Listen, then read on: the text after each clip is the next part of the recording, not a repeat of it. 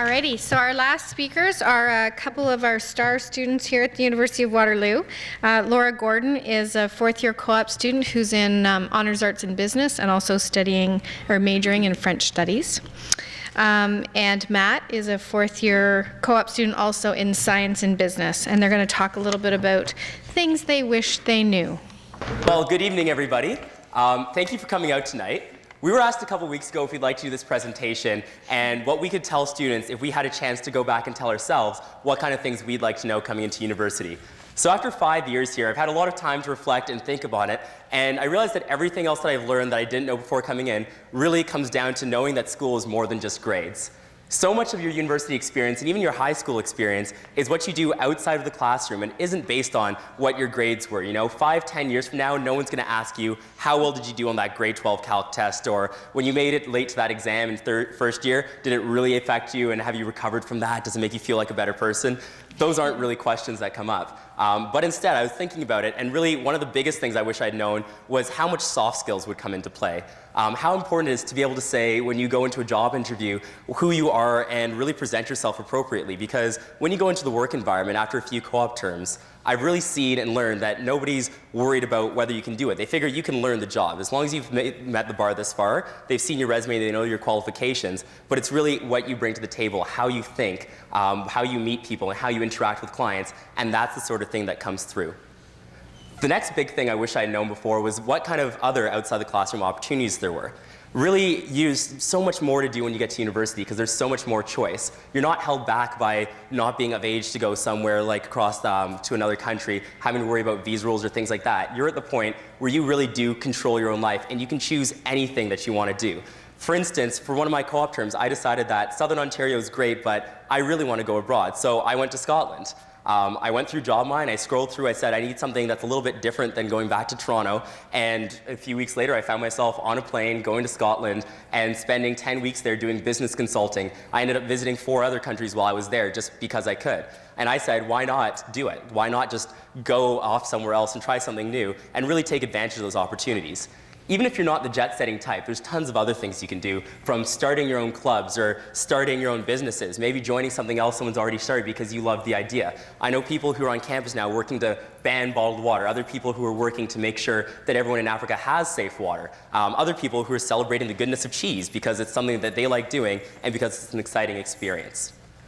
The last thing that I wanted to point out was the social aspects of campus and how important having a social life really is.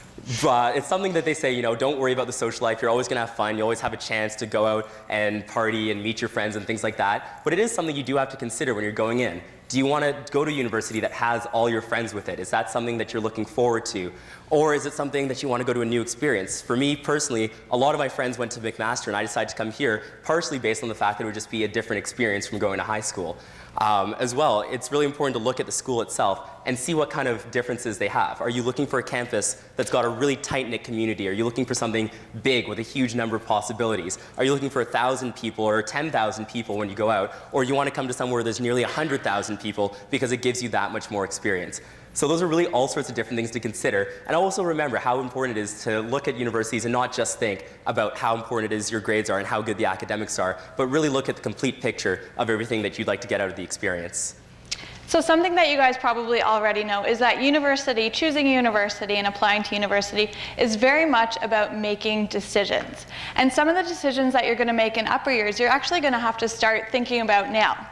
When you're in grade 12, looking at all the different universities that you might want to apply to and the specific programs, you're going to learn about things called required courses and recommended courses. And Nancy touched a little bit on this earlier, but I'm going to kind of give you the student's perspective to these.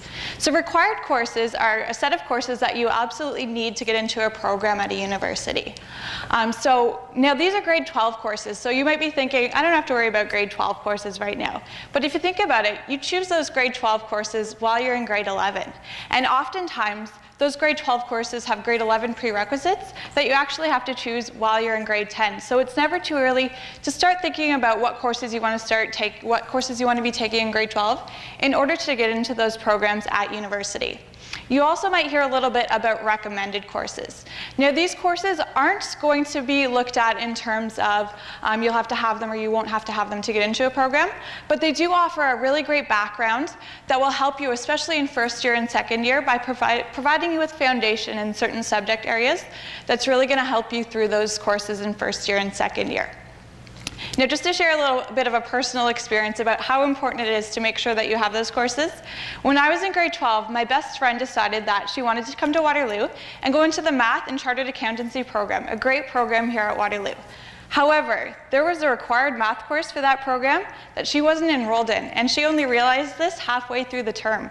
So she actually had to switch into this geometry class halfway through the session, which put on a great added stress onto her shoulders, and it was something that she could have easily avoided if she had done research a little bit earlier. So just something to keep in mind as you're choosing your courses in grade 10 and 11 and 12.